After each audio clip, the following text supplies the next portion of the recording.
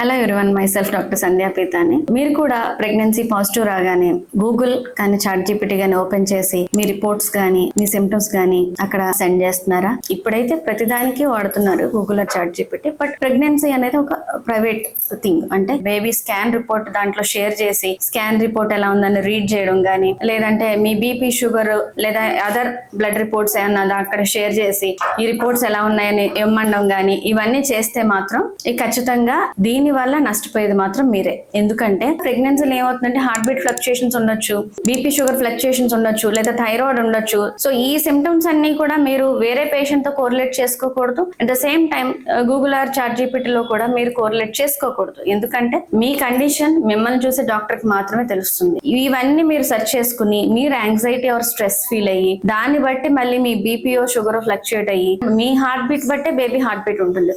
So మీరు anxiety are stress తీసుకుంటే baby కూడా డెఫినెట్ గా హార్ట్ బీట్ రైజ్ అవుతుంది, బేబీ కూడా స్ట్రెస్ లోకి వెళ్ళొచ్చు. అండ్ మీరు కంటిన్యూస్ గా ఈ ఆలోచనలు లేదంటే వాళ్ళు నాడడం వేలు నాడడం ఇవన్నీ చేయొద్దు. ఎందుకంటే అల్టిమేట్ గా నష్టపోయేది మీరే. మీకు డౌట్ ఉంటే డాక్టర్ కన్సల్ట్ చేయండి. ఈ ఇష్యూ ఉంది, లేదంటే యూరిన్ ఎలా అవుతుందో, మోషన్ ఎలా అవుతుందో, లేదా ఈ మెడిసిన్ వేసుకోవచ్చా, మెడిసిన్ వేసుకోకూడదు, ఇవన్నీ కూడా జనరల్ గా ప్రతి డాక్టర్ ఎక్స్ప్లెయిన్ చేస్తారు. లేదంటే ఈ రిపోర్ట్ ఎలా ఉందని చెప్పేసి డాక్టర్ చెప్పినప్పుడు మీకు అర్థం కాకపోతే 2 times అడగండి.